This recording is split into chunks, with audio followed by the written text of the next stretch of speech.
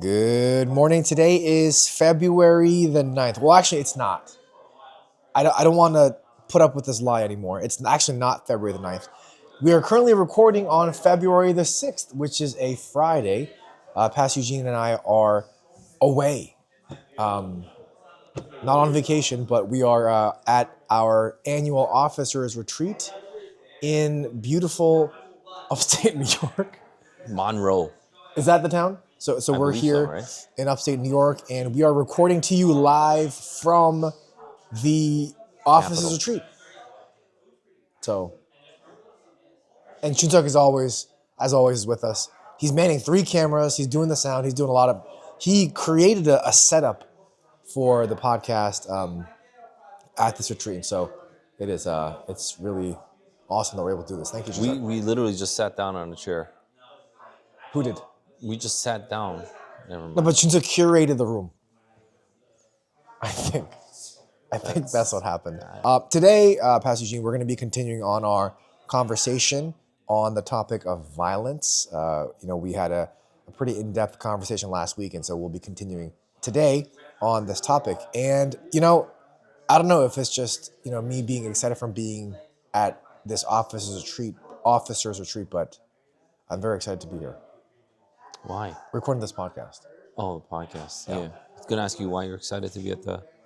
At the Officers officers retreat? Well, I think there's many reasons. The first of which, this is the retreat in which our leaders, we get to kind of pray together and plan and schedule and kind of share what we'll be doing this upcoming year in our respective ministries. And that's always exciting. So,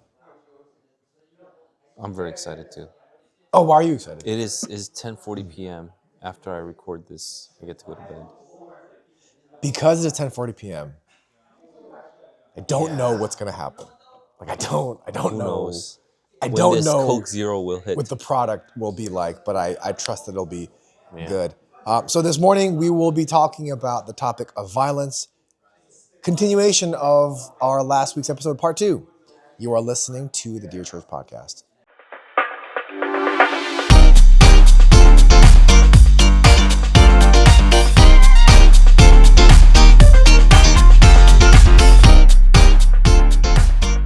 Welcome to the Dear Church podcast, where we exist to fill your ears and your minds with the study of God to see the world as disciples of Christ. My name is Sam Yang. We're with us, Pastor Eugene, and Chunsuk, as always, he is with us. He has set up this entire room beautifully, and now we're able to record together. He curated the entire room, so this is an awesome opportunity that we have this evening. But I wanted to just quickly, well, before that, did you have anything that you wanted to... What? I don't know, I feel like I'm just talking a lot by myself, so I wanted to... It's all good. Thank you. Yeah. You're doing good. We tried the apple pie that you had mentioned before. Yeah, what you think? It was very good. Price per pound. Price for pound for price. I think it was extremely good. Top For 3. $8 from ShopRite apple pie. $7. $7. But I consider like the experience, of driving all the way to upstate, grabbing that apple pie that we talked about, going with our daughters even, and being able to share that moment with the next generation. That's kind of what I was considering. Yeah, no, I don't think about this. I just want a good apple pie. No, it was good. It was pretty delicious. Did Junsuck have any? No, he didn't. What? Junsuck didn't have any. He's not a big apple pie guy. What did you eat there? He's more of a pecan pie guy, I think.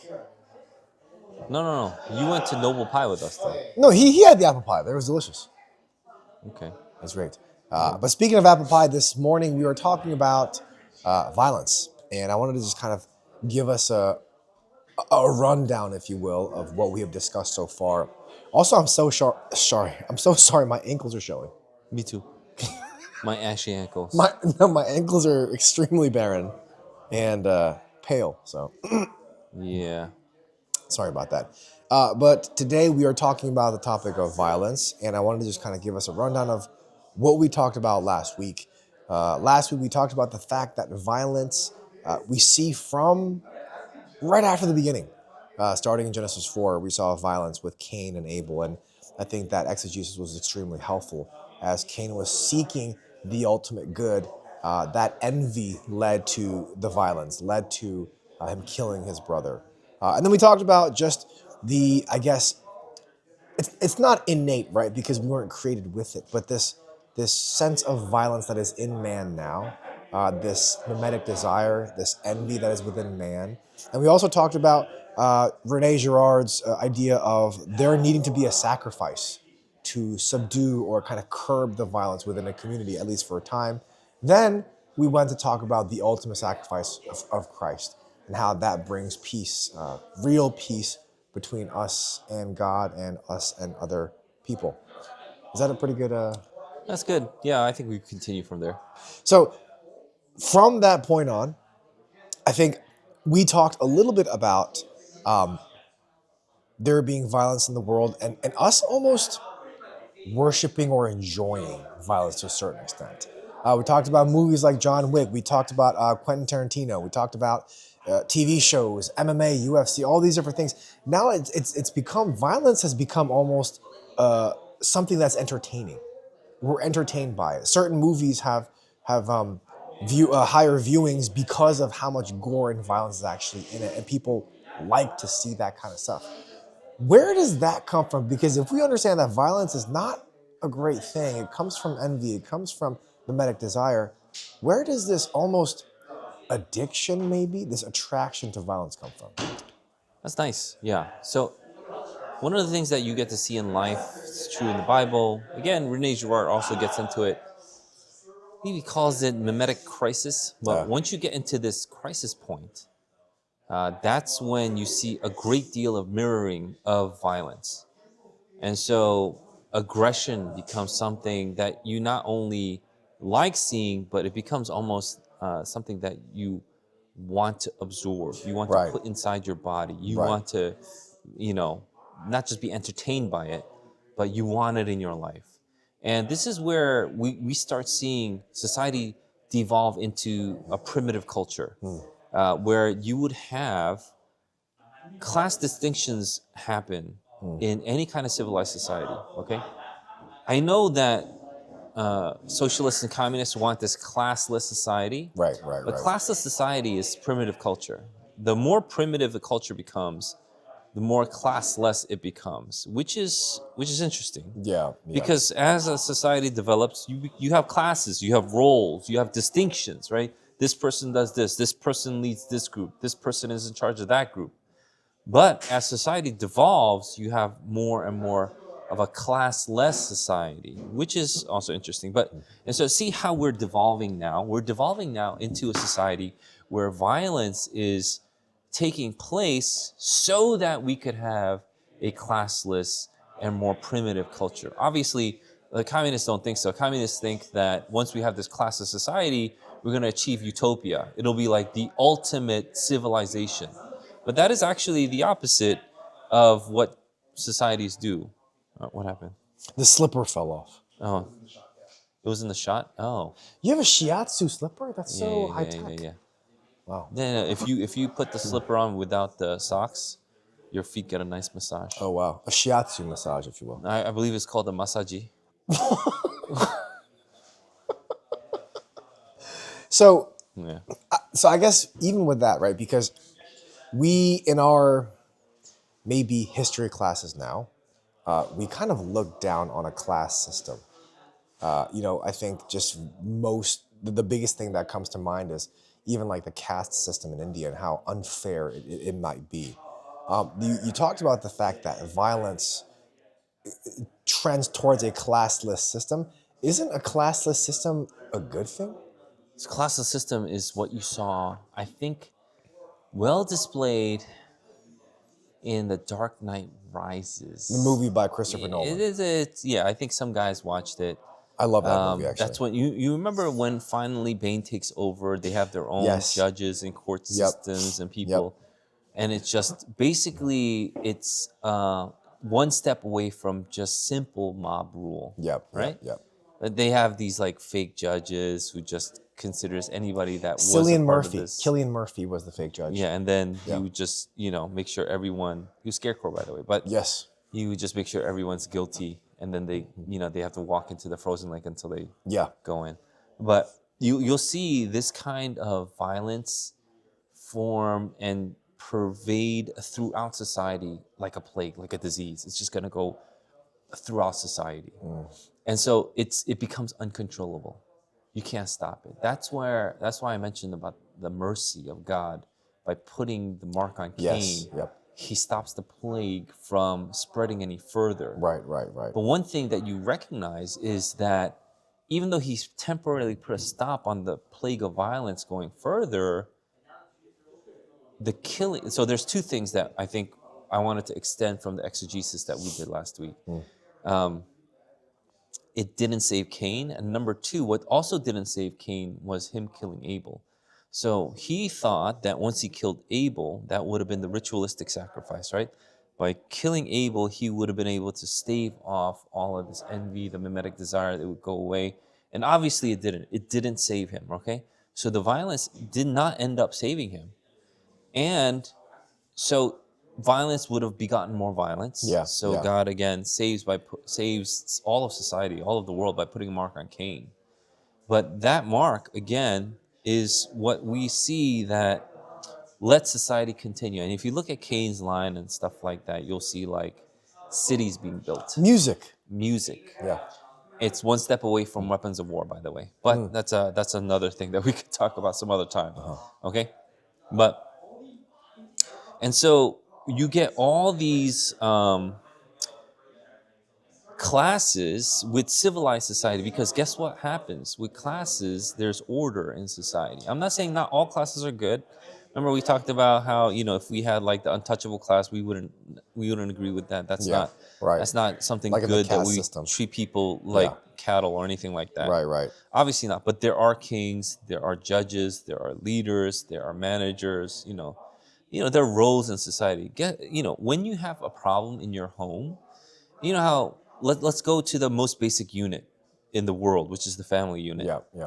When the husband and wife fight, almost every single time the fight is about roles, values, roles, communication. That's the distinction that is being misunderstood, misplaced, misguided. We don't know where the role is, right? So if the role was clear, like, oh, it is your job to do this, what's there really to fight about, right? Yeah.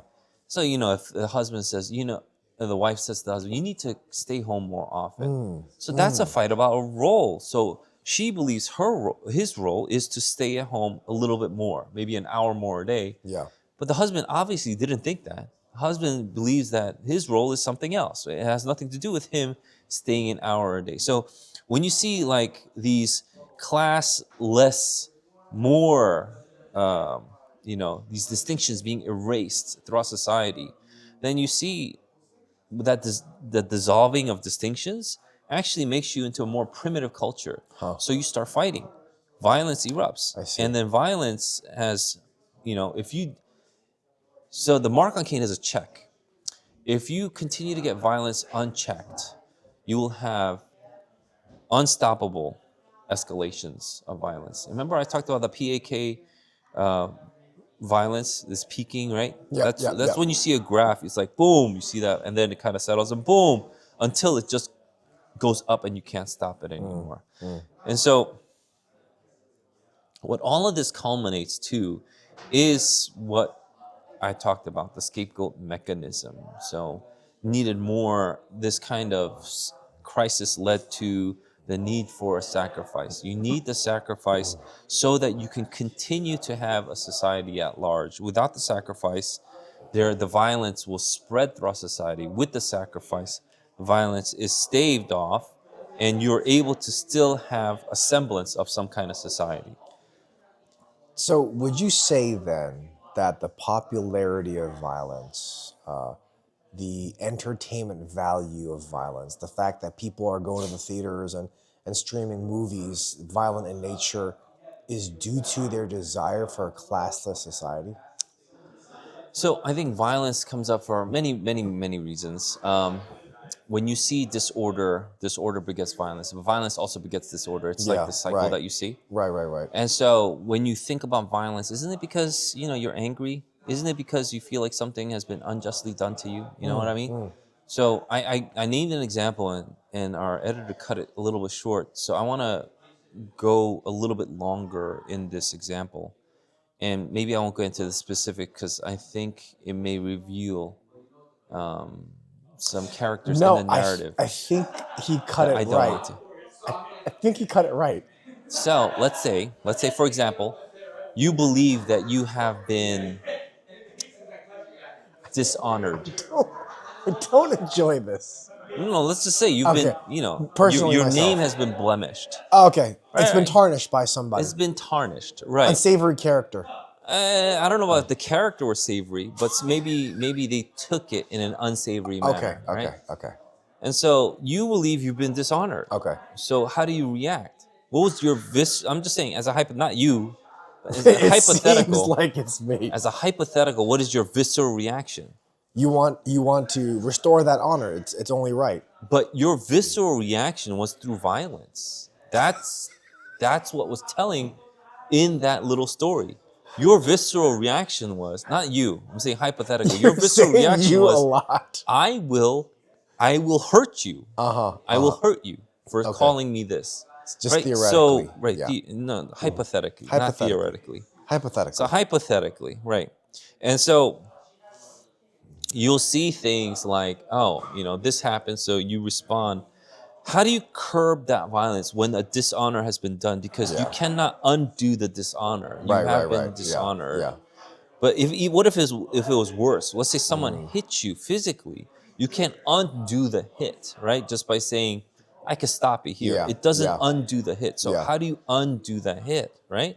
And so this is why we're talking about you take that and you put it onto something that is innocent. I see. You have to put it something that is innocent, because if you put it back on the other person, then it's just going to beget Go more back more, and forth, right? back and forth. Yeah. So you put it on the innocent, and the innocent is sacrificed. This is where the scapegoat mechanism comes in. And so obviously there's going to be people that I don't know, they'll criticize it, saying, oh, there's got to be better mechanisms to deal with violence in society, But are there? That's my question to you. Are there better mechanisms to deal with violence and hatred and envy, mimetic desire in society outside of the scapegoat mechanism?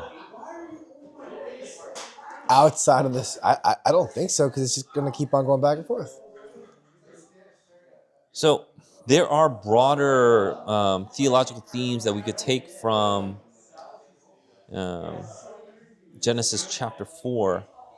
And so what we saw in Genesis chapter 4 was the origin of the violent, or the culture's violent origins, I should say. Yeah. And so displaced violence is what Cain had, right? So we had violence displaced. So he starts to wander, and then he starts to build societies, right? And so these societies then contain these rivalries, right?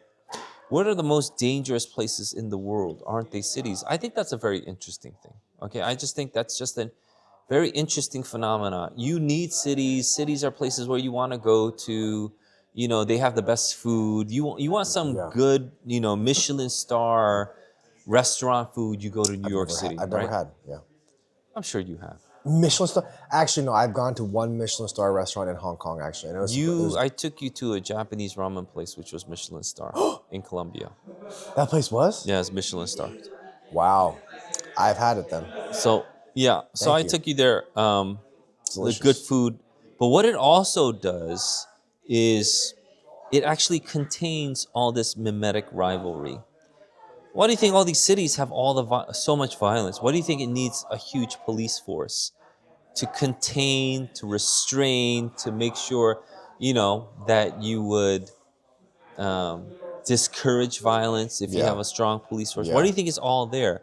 Isn't it fascinating that Cain is the one that built cities, not the other kids of Adam and Eve? It's just something to think about. I didn't say any critiques or, any other insights from that yet. That's so interesting. I always thought it was because I'm not going to give my explanation. Actually, that's very silly. So, I guess what you're saying then is this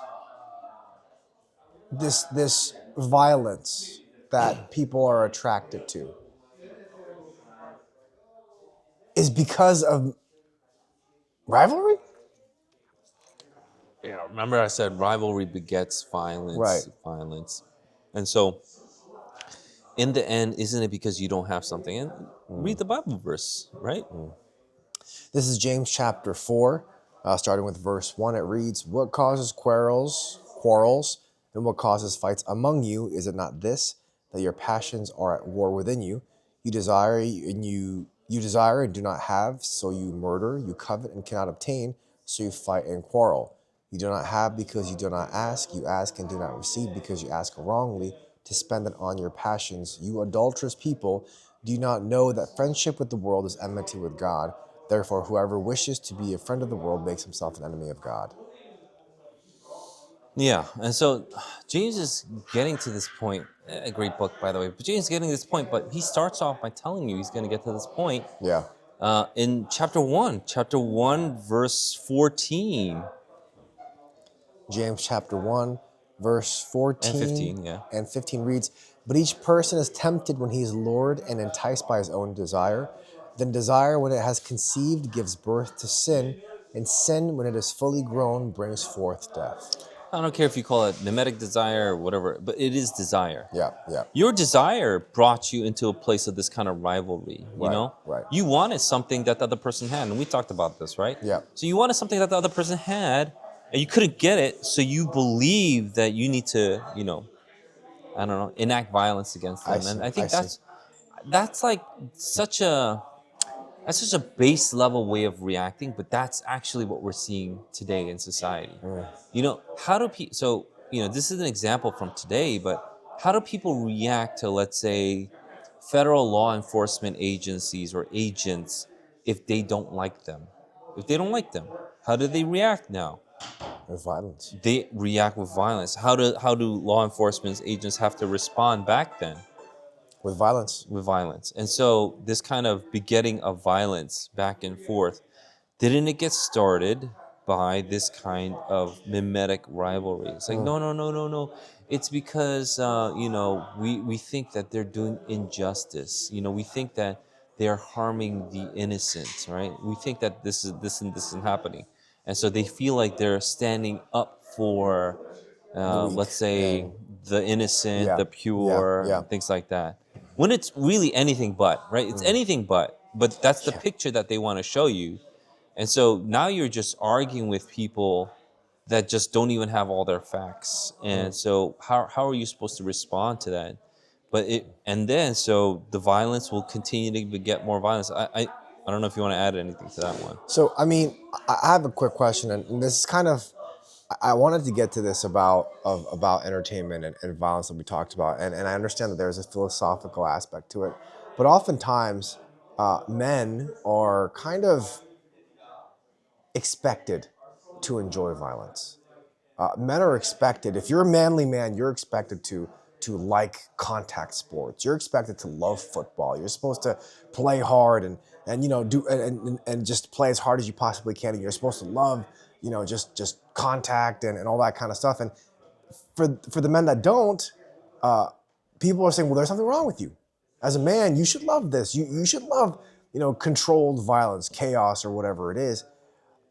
But it seems like as our discussion's going, violence is a result of the fall. Violence is a result of envy. And so, what is it then that the culture is saying about men loving violence, men being entertained by violence, men enjoying violence? Is that correct? Do men have to do that? Like, where do we even get that from? And what is the correct Christian view of seeing this? I think you should. There was one philosopher, modern day philosopher, whom I won't name, but who said that men should be dangerous. A modern day philosopher said this? Yeah, men should be dangerous. Men should be dangerous, okay. Or at least have the potential for to inflict, Right. grave damage. You know what I mean? Yeah. And so the point is, let's say, when the dragon comes, can you slay it? These are myths that I'm referring back to, okay? When the dragon comes, can you slay it? But if you use that violence, to hurt other like innocent people. Is that a good thing? Obviously not. So when you say, do you enjoy violence? I think the question has to turn to, is there a use for violence now that we are living in the world today? I see. So we are living in the fallen world. Right, Is right, there a right. use for violence? So let's turn to Psalm 144, chapter 1, verse 1, rather, and you'll see what I'm talking about. This is Psalm 144, verse 1, you said? Yeah. 144, verse 1 reads, Blessed be the Lord my rock, who trains my hands for war and my fingers for battle. Yeah, why is that? Why is that? Because there's a good use for violence. Yeah, why is that? Why is it that it's the Lord who is training my hands for war? Yeah, and why the would he Lord train your hands for violence? Because what you meant for evil, God meant for good. It is late. It's 11:04 now. Yeah, so why do you want to be strong? Why do you want to be able to bend the bow? Why do you want to have hands trained for battle? Um, this may be, this may sound like first like a knock, but I'm not trying to knock it, okay? There's something that developed, especially in the 80s, that we talked about in the bodybuilding world, okay? Bodybuilding, so remember I talked about like how there is this, kind of appeal for the over exaggerated physique of a man, right? Right, yeah. And so that appeal came, this huge muscle. And then some people would make fun, like, that's not functional, blah, blah, blah, and things like that. So there was this back and forth between people who look good or look like that over exaggerated physique, right? Well, I think it all points to what you want to do. If someone were to go after, and this is Psalm 144, if someone were to go after your belongings, someone were to go after your family, someone were to go after your sons and daughters, right? Your farm, your crops, what happens? What happens? You ask the Lord for rescue. But what is the rescue that the psalmist is talking about? He rescues me, yes, but he also trains me. I see. So that's a part of the rescue. I see. So Okay. he doesn't leave us weak. He doesn't leave us withered. This is not just about physical prowess. This is also about the spiritual prowess, because who is our ultimate enemy? It is the spiritual war that we must be fighting. So physical, spiritual, there are all these ties that you see in the Bible. And so when the Bible talks about the mighty men, I'm always fascinated. I'm always fascinated because these are incredible people. But what did they help build? They helped build the spiritual kingdom that God wanted to put in place through David. Okay? So the physical and spiritual aren't detached. When you detach it, you become Gnostic. You shouldn't detach it as much as people are detaching it. And so some people think they just want to be strong physically and it has nothing to do spiritually. I think you started to detach yourself. That's a bad thing. And some people think I should just be strong spiritually. It has nothing to do with my physical body. Right. But you're also detaching there too. You should be strong. Those disciplines that you have, and you talked about this in the sermon today, right? The undisciplined, Right. the weak, The idol, the idle, the lame. How do you help them? You help them by making them or helping them become stronger. Right. And so that's what leaders do. You want to train an army. You don't want to just be the only strong guy. So David didn't have his rule over his kingdom by himself, just being the strongest guy. And that's why it's so nice to know or to read about the mighty men who did these mighty feats, right? And so that's what's impressive to me. That's for me is like, wow, look, this is an incredible feat. Like, not anybody could do that. Yeah. And God definitely was with them. There's no doubt in your mind that God had to be with them. And that's where, guess who wrote Psalm 144? David wrote Psalm 144. And so, guess who wrote Psalm 18? David. Yeah. And Psalm 18, verse 34, also says something similar. Psalm 18, verse 34 reads, He trains my hands for war so that my arms can bend a bow of bronze. And so look how he connects it to the next verse. You have given me the shield of your salvation, and your right hand supported me, and your gentleness made me great. So David is able to tie in the physical with the spiritual. You could tell he's tying it in, right? The salvation isn't simply a physical salvation, but there is a spiritual element to this that he understands. And so we should understand that when we are training ourselves, it's not just for the physical world, it's also for the spiritual. If you can't translate it, then you're wasting it, is my point. I really believe that. So why do you want to be strong? Why do you want to be able to, why is the criticism of, let's say, bodybuilders that they're not functional? Because in the end, you want to be able to output, right? Your Strong strength, for a purpose. right? Right. So what's that purpose? Yeah, The purpose is, even if it's one time out of your entire life, like 80 years, let's say you live 80 years and there's one time you get to fight. That's what you're prepared for. Because win. that one time, if you failed, your family would have died. Right. So you want to be prepared. So that's why you prepare. So what about in the spiritual realm? Aren't we barraged with these attacks constantly? And I think that's where we see so much disconnect. Like, we would train 80 years of our lives just for this one instance because it's that important. But in the spiritual world, we don't think of it like that, or a lot of times we dismiss it and we don't even consider the spiritual aspect to be just as important, if not more, than the physical dangers that are presented to us in this world. Right. And so, you need to train yourself, and you need to understand that it's both physical and spiritual. So when you say, why do people, is it okay to enjoy violence? I don't think people want violence per se, but you need to be ready for it because we live in this world. Once we go into heaven, it's fine, But in this world, this is what we need to do. And this is what Christians have understood ever since the beginning in the Bible. You brought up David and you brought up the mighty men, and I'm really excited that you did so because I did want to talk about that as well. Oftentimes people will say violence is naturally a bad thing, like we've talked about. It's the result of envy, it's mimetic desire. However, we see violence all over the Bible. The patriarchs, the very famous Israelites that we see, these are supposed to be the leaders in the Bible. People like Moses, people like Abraham, David, they all killed people. David killed hundreds of people.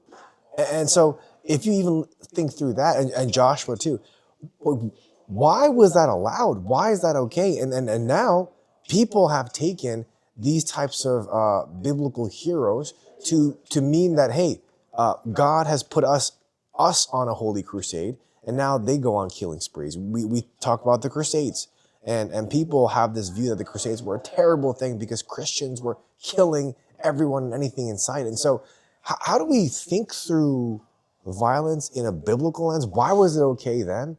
Is it okay to use it as justification now? And I know I brought in the Crusades, which is a huge topic that we probably can't get into today. But could you answer this question in less than 5 hours? In 5 hours? Yeah. Yeah, I think I can attempt. Because the Crusades are a huge topic. Yeah. There's some things that you see in the Bible, and then you see things like, since we talk about David, Saul, king at the time, said, if you want to marry my daughter, Foreskins. you got to get 100 foreskins. Yep. And he brought 200. Yep. And that is a very, very how does one specific, carry detail. Like in which type of is it like a knapsack? So, my understanding is the normal reading would be he probably didn't perform circumcision on these guys. They probably died, okay? The 200 guys. Yeah. And so he just killed them all. Yep. Just to marry Michael. Yeah. And so, not Michael. Is it Michal? Michal, yeah. Yeah, is it Michal? I think it's Michael. But yeah, I'm talking about the violence there and things Yeah. like that. And Yeah. you're like, oh man, wasn't that too much? Is it too Right. little? Blah, blah, Right. blah. And so one of the things that we get to see in this really, really, messy world are messy things. Like, I'm not sure if I could really clean it up like that people want. To be honest, they were their enemies, The You think, Philistines. yeah, you think he went to like his neighboring towns and did that? He didn't do Right. that. It He went wasn't like that. It was Yeah. the enemies of God, right? Who were supposed to symbolize evil. Philistines. He got the Philistines foreskins. Yeah. Wait, did I not say Philistines? You said the enemies of God. Oh. Sorry. I thought I said something. No, that's fine. And so your question is: there's so much violence in the world in the Old Testament. How can we make sense of that? Yeah. Yeah, and so there's violence that is actually commanded, even in the Exodus, right? When the people would disobey God. Do you remember when he In charged the Exodus. the tribe? Is it the Kohathites, Jansuki, to kill their own people who stood on the other side, right? Yes. And another time the ground swallowed them up. There's violence. Achan. Yeah. Rhymes with bacon. And another time you saw, plagues break out. Yes. People still eating, and then them choking quail. on their Yeah. own the meat because they were so greedy, Right. of the fowl, and so you see violence inside too, violence inside and outside. But when did violence always happen? Didn't always happen at when there was disobedience to the word, disobedience to God, when people try to kill off God's people. Now, I was talking with a brother today about how you named your son Nathan. Yes. I named my son Ethan. Yes. And we told Brian to name his son Bigthin, Yes. but he chose not to. So, Understandable. I mean, I told him who Bigthin was. It has a good meaning behind it. He was a bad guy. I mean, he was a bad guy in the Bible, but the meaning's good. Yeah. So that was an unfortunate loss that Brian doesn't have a son named Bigthin. But yeah, he was one of the guys who tried to kill, who plotted against Ahasuerus, and Mordecai was able to catch that. Right. Much to Haman's, dismay. But one of the things that we get to see is when people go against even the people of God, there's violence that happens, right? Yeah. And so a lot of times God will train his own people to defend themselves from Yes. that kind of war. Yeah. Wars always seem to happen in the Old Testament. And then God would even use his people at the time to enact his justice on them, saying, I want you to get rid of these people. The parasites, And that's what the Canaanite conquest was. Right. So that was a judgment on the people. God Yep. used his Yep. people for judgment on the people, and then he's saying, this land is going to be yours. I have Yes. designated this land. Right, So right, there right. is a conquest, a conquering of that land. And so this is something that maybe our modern day people don't understand, but in the Old Testament, God had ordained that conquest. So I think that the problem that people may have today with the Bible showing violence in the Old Testament, for the most part, is a lot of people now, modern day, maybe not modern day now, but after the Bible, have used the Bible's or God's permission for violence for their own violent acts. Yeah, so people do whatever they want. They don't do violence when they're supposed to, and they commit violence when they're not supposed to. Right. Yeah. And so when you were supposed to commit violence, you didn't.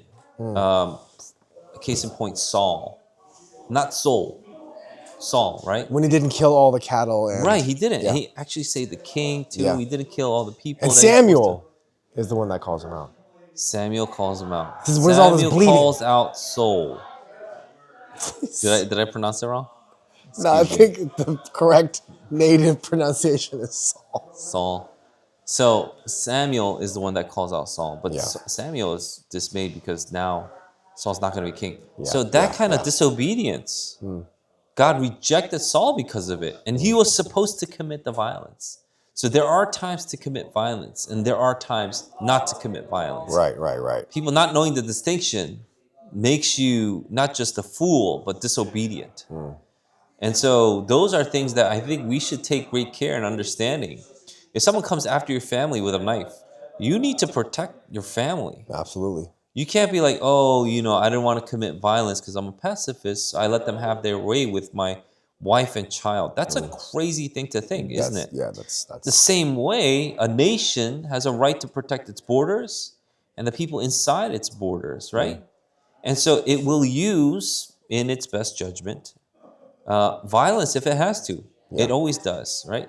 And so not understanding that makes you a fool. And so I hope people really, get that about violence. There are times to use it and then there's times not to. I think because we live in such an unwise and fallen state now, we don't know when those times are, Yeah. right? And so we can't distinguish between the times we should use violence and not use violence. So we think like, oh, let's say law enforcement, crazy violence, look at all these terrible things, so we should use violence on them. And so we flipped Right. it. We Right. Right. flipped it, Right. and now we use violence on those we shouldn't have used violence on, and we are not able to put violence on the ones that we should. Yeah. So these are things that are happening in our society today, and the narrative is in the very least, it's full on like full force propaganda. Yeah. Full force propaganda on you. I remember sharing with a brother in our church about the statistics between Obama's era with ICE and deportations, and Trump's about who's how many mistaken Yep. citizens they caught or jailed or imprisoned for a time, and the percentages were there. And Obama's happened to be 3 times higher than Trump's, and Wow. Trump's is really low. It's like 0.04% or something, Yeah. really low, really really low. And so this is not the ICE discussion. I don't have my numbers with me, but I could always pull that off for anybody that really is interested. But it's not about the numbers for these people. It's about the narrative. And so the narrative makes them want to commit violence because they hate this order in society and they hate Christian order. Maybe people don't see that. Maybe people think they're disguising it with this empathy and I feel sorry. So they have their values mixed up. It's upside down. And because their values are upside down, they don't understand. They can't discern. And so they're so upset at all the things that are going Right. on Right. because their Right. value system has been turned upside down. Right. And the only thing they could think about now is, in the today's vernacular, it's like overturning the system, but it's the dissolution of society itself. It's to get into this nothingness, which is not a civilization. I do want to table the discussion on the Crusades because I brought it up, but I do want to table it because I do want to have a longer form answer for that Yeah, question. I didn't really answer the Crusades one, did I? I think we. Well, I wanted to go from, I think I didn't make the connection, forgive me, was Christians allowed the Muslims to grow Yeah. without deterrence for too long. They almost conquered the entirety of Spain as we know Oh it. yeah. They went Oh yeah. all the way up to the top of Oh yeah. modern day map of Spain. They went all the way up to that top edge until that's when the Christians were like, all right, I guess we got to do something because the people there were crying out for help. They were like, Yeah. please help us. And I think we talked about it on the podcast, but there are records of how they tortured, they dismembered, and Yep. they humiliated Yes. Christians in Yes. all the cities that they Yep. conquered. Yep. And they're begging the Christians up north to help. And the Christians didn't want to get involved because they didn't, again, want violence until it was too much. And then they came down. And obviously, the Crusades are numbered from 1, 2, 3, 4, and things like that for a lot of historians. But there were political turns. The church tried to get involved. Yeah. But I think one of those things where these are one of those times in history where we can look that people didn't move fast enough. I wish they moved faster, meaning defended their lands earlier from the Muslim invasion. Yeah. Sharia law is not kind to Christians, and I think this topic of the Crusade we're going to have to go into a longer form discussion, and so I do want to table that. But you talked about anger, you talked about violence, you talked about inappropriate violence versus appropriate violence. You talked about how even in the Bible we see people making mistakes and causing violence when there should be none, and also not causing violence when there should be. I think a question that people can have though is, as a Christian, how can we deal with anger in a healthy way. We understand that there's times to be violent and there's times not to be violent. What is a healthy way of understanding anger in connection to violence, and how do we kind of think through this? Because I think a lot of people would say that they have anger issues, and perhaps it kind of explodes into violence sometimes. How do you deal with that? Yeah, I mean, I think the most basic thing that we're told in the Bible is, "In your anger, do not sin." Yep. And so when Paul writes that, he's showing us that perhaps there are times to be angry. I think we should be angry at sin. I think we should be angry at all the evil in the world. But we can't sin along with it just because we're angry, right? So we shouldn't return, let's say, violence with the violence that the world wants us to do. So I think that's where the confusion lies. So, if I could start twisting words, I could just be like, "Oh, it's not violence in the way you're talking about. I'm defending the innocent by doing this," or something like that. People could actually say stuff like that just to turn your words around against you. And so there are things that I think we should really consider deeply and strongly before we turn into any kind of violent action, right? Obviously, if something's immediate and acute, you'd have to respond very quickly. But I don't think that's what we're seeing in society, where the violence that we see is a response to acute action, and I don't think that it's necessary, the response that we're seeing. I hope that makes sense. Yeah, I think that's helpful because there might be a lot of people out here, even listening now, that may be struggling with anger and they don't know how to. I don't know if channeling is the right word. They don't know how to maybe satisfy. They don't know how to subside that anger in a godly, holy manner. And so I'm sure people have questions about that. Yeah, I think when it comes out, you kind of know, but then it's already too late. Yeah. So you really want to be wise, and before it comes out, you want to be able to take it there. But to take it there means you always need to be sanctifying your heart. You need Yeah. to be filling it with good things.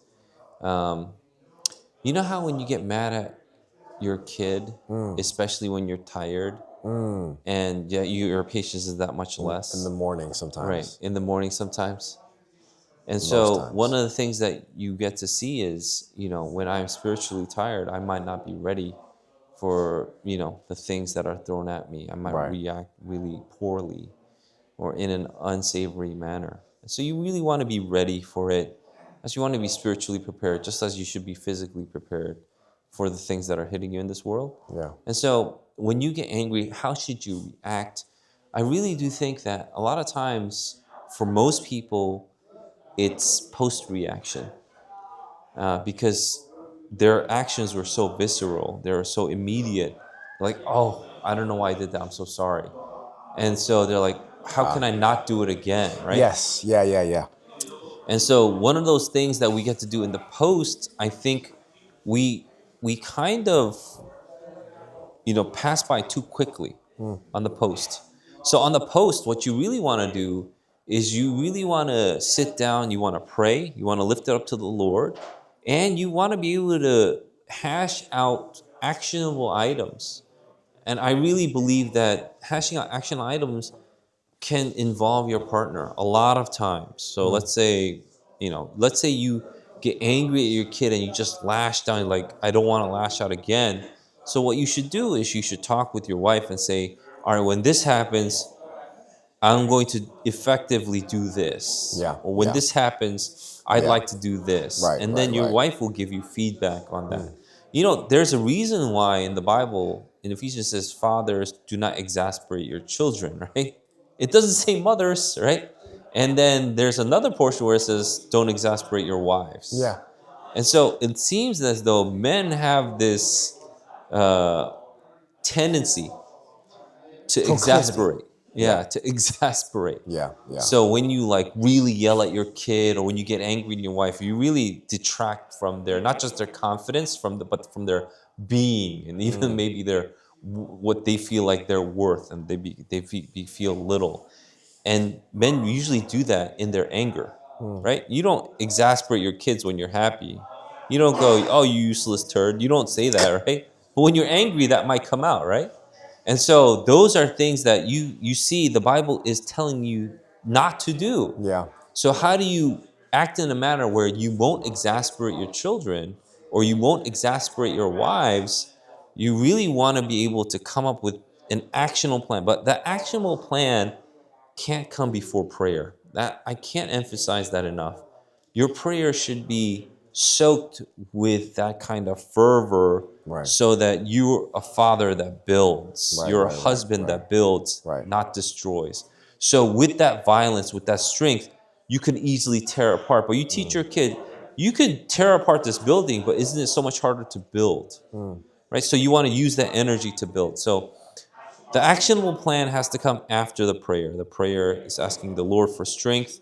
Remember, it's Him that trains your hands for war. Yeah. And so there may be a time for you to tear down, but for the most of that is training. It's the building part. Yeah. Yeah. So most of your life is the building part. There may be a time to come to tear, but it seems as though a lot of us, especially if you're a man, you flip that and you Yeah. tear most and you build little. That's And true. so you don't want that to happen. So I do believe that that's why the ceaseless prayer always comes into effect in your life. It has to. It has to. And then the actionable plan is just wisdom, man. You Yeah. have to be like, okay, when this happens, I need to do this. When this happens, I need to do this. And then you have an azer as a husband. So as an azer, you have to say, oh, can you help me do this? Now, if you're a woman and your anger overwhelms you, and then you come up with like, schemas, right? You come up with plans, Yeah. which is what a schema is.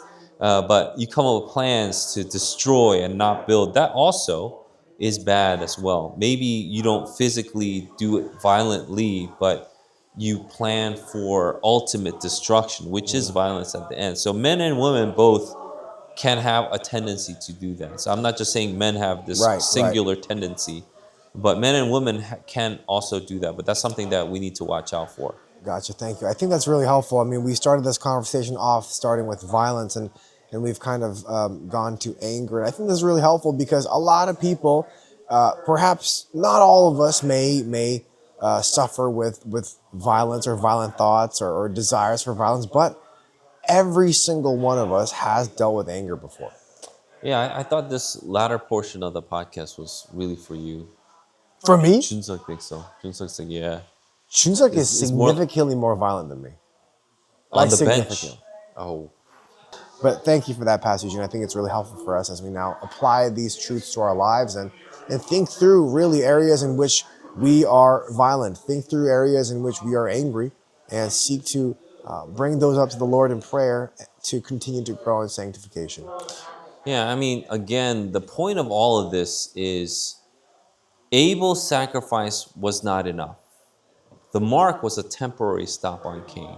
Yeah, It needed to go all the way down to the ultimate and perfect sacrifice, who willingly took our sins yeah, and went to the cross, yeah, yeah, died yeah, in our stead. yeah, And that wasn't the only thing. So this is why we must understand double imputation.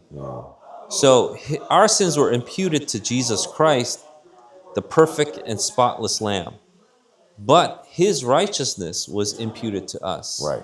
His perfection, His spotlessness was imputed to us so that now we can live that righteous life. Right. I think that's what we need to make sure we remember. The ultimate, most innocent, most beautiful died for us. What are we doing? What are we doing with our lives when we give in to violence now? What are we doing with our lives when we continue to destroy? Shouldn't we have turned our lives around into lives of thanksgiving and offered it up to the Lord in service? Yeah. And so that if you really understand the grace that you've been given and how Jesus took on all that violence, it's so that we can not just be non-violent. That's not the point. Yeah. It's so that we can be sanctified. It's Right, so that right, we can be right, holy. right. The question isn't only when can we be violent, but the question is how can we be holy? Yeah, So whether you're angry, whether you're violent, whether you're not angry, whether you're not violent, the question really ultimately is, are we holy? right? Are we becoming holy? And so, that's what we really want to be. You want to be like that first crusader, don't you, Sam? Yes, I do. What's his name again? Duke? What? Godfrey. Godfrey. Yeah. Yeah. Duke Godfrey. Yeah. Thank you for that, Pastor Eugene. I think that's really helpful for us. And it's a great charge for us as we conclude this first portion.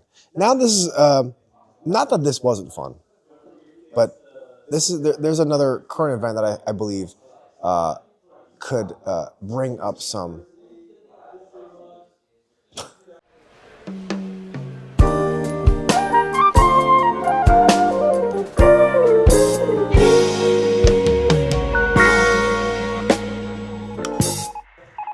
There's a current event that is popping off right now that we need to talk about. And that is the story of Billie Eilish, aka William Eilish.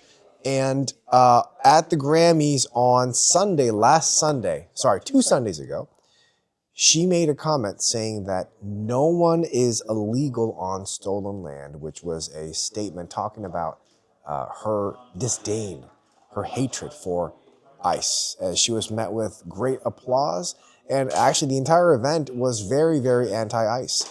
But this statement of no one is illegal on stolen land has brought her into a lot of hot water. I believe, to my understanding, that the tribe, the Native American tribe, Tongva tribe. yes, that would have quote unquote owned Billie Eilish's property, which she now owns in Southern California, I believe made a public statement saying that Billie Eilish never reached out to her. Billie Eilish never reached out to them. Or they're willing to have a conversation. Right. But I guarantee you she's not going to do that. And so there's a lot of people that are making these comments saying like, hey, if your land, if no one is legal on stolen land, then party at Billie Eilish's house on Friday. Everyone be there. But apparently she has a fence. And so I guess some people can be illegal on stolen land. So your thoughts on this? This is a pretty interesting. Yeah, I've heard some left wingers respond by saying, look how mad all those right wingers are. Yeah. That, what Billie Eilish said. I think it's not about right wingers getting mad. It's about the incoherency of the statement. Yeah. So if it's stolen land, that means there are illegals because stolen necessitates ownership. That means you took it from the rightful owner. Yep. So if there is an owner, there are illegal immigrants. Right.